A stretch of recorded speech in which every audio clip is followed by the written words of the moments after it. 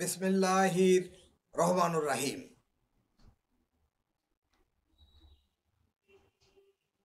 সুপ্রিয় দেশবাসী এবং প্রবাসে অবস্থানরত সকল বাংলাদেশি ভাই ও বোনদের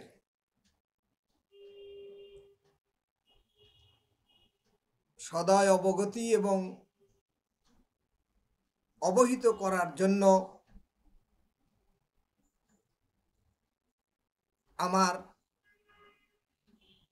আজকের এই দ্বিতীয় ভিডিও। ইতিমধ্যে আমি ফৌজদারি কার্যবিধি 1898 সালের 9 নম্বর আইন এবং 1860 সালের দণ্ডবিধি সম্পর্কে সামান্য আলোচনা করেছি। এবার গণপ্রজাতন্ত্রী বাংলাদেশ সরকার জনপ্রশাসন মন্ত্রণালয় গত 17 সেপ্টেম্বর 2024 সেনাবাহিনীকে ম্যাজিস্ট্রেসি পাওয়ার দিয়ে সারা বাংলাদেশের জন্য একটি প্রজ্ঞাপন জারি করেছে। সেই বিষয়টি নিয়ে অনেকেই আমি ঢাকা বারের একজন সিনিয়র লয়ার, সরকারের অতিরিক্ত সচিব, অবসর প্রাপ্ত এবং দীর্ঘদিন ম্যাজিস্ট্রেসি কগনিজেন্স টেকিং ম্যাজিস্ট্রেট, অতিরিক্ত জেলা ম্যাজিস্ট্রেট এবং জুডিশিয়াল সার্ভিসে চাকরি করার সুবাদে এই বিষয়টি আমার কাছে তুলে ধরার জন্য অনুরোধ করেছেন। তাদের অনুরোধের প্রেক্ষিতে এবং তার আগেই রূপসী বাংলা টেলিভিশন আমাকে দাওয়াত করেছিল এই বিষয়ে ব্যাখ্যা দেওয়ার জন্য। সেখানে আমি ব্যাখ্যা দিয়েছি। তাদের এই ব্যাখ্যাটি সাধারণ মানুষের কল্যাণে বর্তমান অন্তর্বর্তীকালীন সরকারের এই দূরদর্শী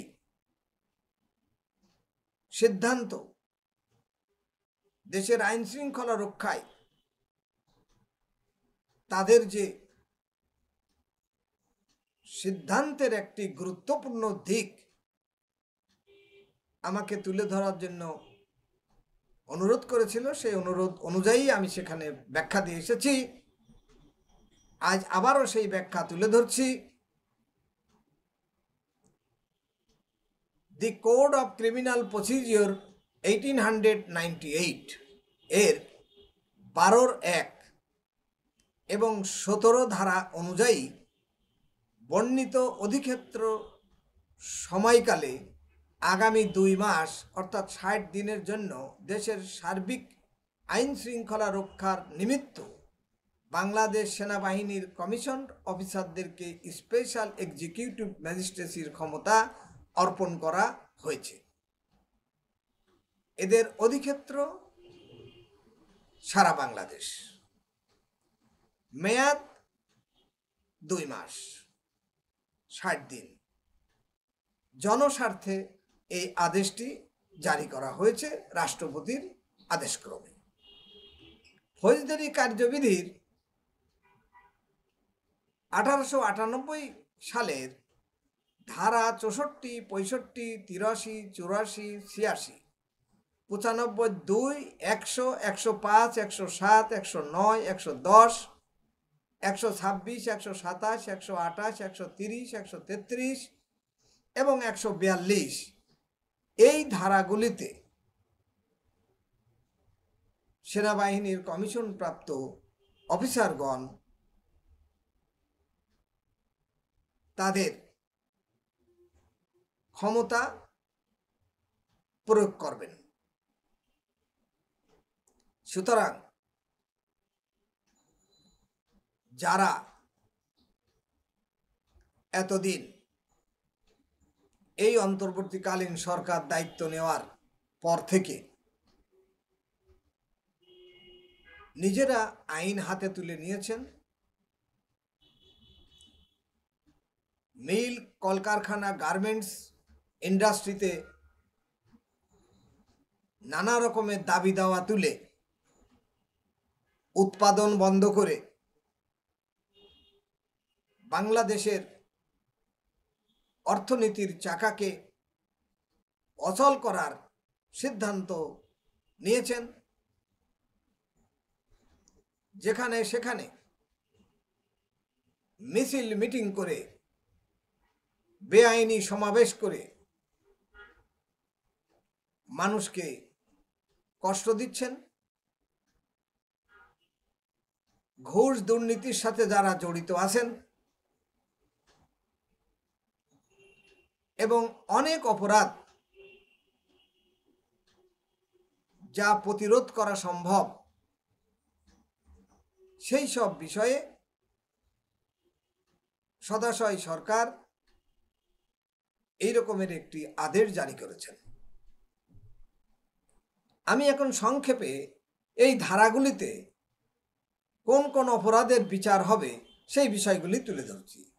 ধারা 24, ম্যাজিস্ট্রেটের উপস্থিতিতে অপরাধ সংগঠনকারী ব্যক্তিকে গ্রেপ্তার করা বা গ্রেপ্তারের নির্দেশ দেওয়া এবং হেফাজতে রাখার ক্ষমতা দেওয়া হয়েছে।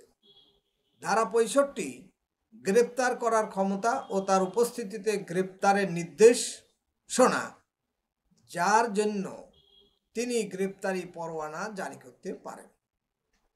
ধারা 83 ও 84, ওয়ারেন্ট অনুমোদন করার ক্ষমতা বা ওয়ারেন্টের অধীনে গ্রেপ্তার হওয়া অভিযুক্ত ব্যক্তিকে অপসারণের আদেশ দেওয়ার ক্ষমতা। ধারা 95(2), নথিপত্র ইত্যাদির জন্য ডাক ও টেলিগ্রাফ কর্তৃপক্ষের দ্বারা অনুসন্ধান এবং আটক করার ক্ষমতা। ধারা 100, ভুলভাবে বন্দী ব্যক্তিদের হাজির করার জন্য অনুসন্ধান বা ওয়ারেন্ট জারি করার ক্ষমতা। ধারা 105, সরাসরি তল্লাশি করার ক্ষমতা। ক্ষমতাপ্রাপ্ত ব্যক্তি উপস্থিতিতে যে কোনো স্থানে অনুসন্ধানের জন্য তিনি সার্চ ওয়ারেন্ট জারি করতে পারবেন। ধারা 109, ভবঘুরে এবং সন্দেহজনক ব্যক্তির ভালো আচরণের জন্য নিরাপত্তার প্রয়োজনীয় ব্যবস্থা করার ক্ষমতা। ধারা 110, ভালো আচরণের জন্য নিরাপত্তার প্রয়োজনীয় ব্যবস্থা করার ক্ষমতা। ধারা 126, জামিনে নিষ্পত্তি করার ক্ষমতা। ধারা 127, বেআইনি সমাবেশ ছত্রভঙ্গ করার আদেশ দানের ক্ষমতা। ধারা 128, ফৌজদারি সমাবেশ ছত্রভঙ্গ, বেআইনি সমাবেশ ছত্রভঙ্গ করার জন্য বেসামরিক শক্তি ব্যবহার করার ক্ষমতা। ধারা 130, বেআইনি সমাবেশ ছত্রভঙ্গ করার জন্য সাময়িক শক্তি ব্যবহারের ক্ষমতা, সামরিক শক্তি ব্যবহারের ক্ষমতা। ধারা 133, স্থানীয় উপদ্রব ক্ষেত্র বিশেষে ব্যবস্থা হিসাবে আদেশ জারি করার ক্ষমতা। ধারা 142, জনসাধারণের উপদ্রবের ক্ষেত্রে অবিলম্বে ব্যবস্থা হিসাবে আদেশ জারি করার ক্ষমতা। উল্লেখিত ক্ষমতা ছাড়াও যে কোনো ম্যাজিস্ট্রেটকে মোবাইল কোর্ট আইন 2009 অধীনে মোবাইল কোর্ট পরিচালনা করার জন্য সরকার এবং সেই সঙ্গে জেলা ম্যাজিস্ট্রেটের দ্বারা সংশ্লিষ্ট এখতিয়ারের মধ্যে ক্ষমতা দেওয়া হয়েছে। এই আইনের অধীনে নির্বাহী ম্যাজিস্ট্রেট তার উপস্থিতিতে সংঘটিত অপরাধ বা ঘটনাস্থলে তার বা তার সামনে উন্মোচিত হওয়া অপরাধগুলির বিচার বিবেচনায় নিতে পারবেন। অভিযুক্ত ব্যক্তির স্বীকারোক্তির পর ম্যাজিস্ট্রেট সংশ্লিষ্ট আইন অনুযায়ী অপরাধীকে সাজা দিতে পারবেন এবং কারাদণ্ডের ক্ষেত্রে 2 বছরের বেশি নয় এরকমের আদেশ দেওয়া হয়েছে। এই যে ধারাগুলি যা বিজ্ঞপ্তির অন্তর্ভুক্ত করা হয়েছে, আমার কমেন্ট বক্সে এই আমি যে ব্যাখ্যা দিয়েছি তা প্রতিটি ধারা অনুযায়ী ব্যাখ্যা দেওয়া থাকবে এবং আপনারা সেখান থেকে প্রয়োজনীয় তথ্য পাবেন। অতিরিক্ত কোনো তথ্যের দরকার হলে আমার কমেন্ট বক্সে লিখে দিলে আমি আপনাদের সেটার জবাব দেওয়ার চেষ্টা করব। আমি আশা করি যে আপনারা এটি দ্বারা সাধারণ মানুষ এটি দ্বারা উপকৃত হবে এবং যারা এই রকমের অনৈতিক বিশৃঙ্খল কাজের জড়িত আছেন, প্রেতাত্মা হিসাবে কাজ করছেন, তাদেরকে পালিয়ে দেওয়ার উপায় খোঁজার জন্য অনুরোধ করছি। কারণ এর থেকে আপনি রক্ষা পাবেন না। বর্তমান অন্তর্বর্তীকালীন সরকারের প্রধান একজন আন্তর্জাতিক খ্যাতি সম্পন্ন ব্যক্তিত্ব। তিনি অত্যন্ত নিষ্ঠার সাথে দেশ পরিচালনার জন্য এগিয়ে যাচ্ছেন।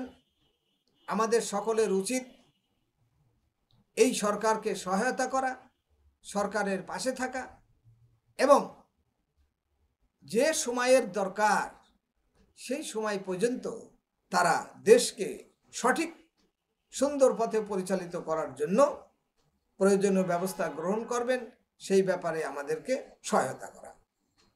আমি আপনাদের প্রত্যেকের কাছে আইনের এই বিষয়গুলি ভিডিও লিংক শেয়ার করে দিবেন, যাতে দেশে এবং প্রবাসে যারা আছে তারা সবাই যেন বুঝতে পারে, জানতে পারে, শিখতে পারে এবং সেইভাবে চলাফেরা করতে পারে। সকলকে ধন্যবাদ। আপনারা সুখে থাকবেন, দেশ ভালো থাকুক, মানুষ ভালো থাকুক, দেশের কল্যাণ হোক, এই প্রত্যাশা রেখে আমার বক্তব্য শেষ করছি। আল্লাহ হাফেজ।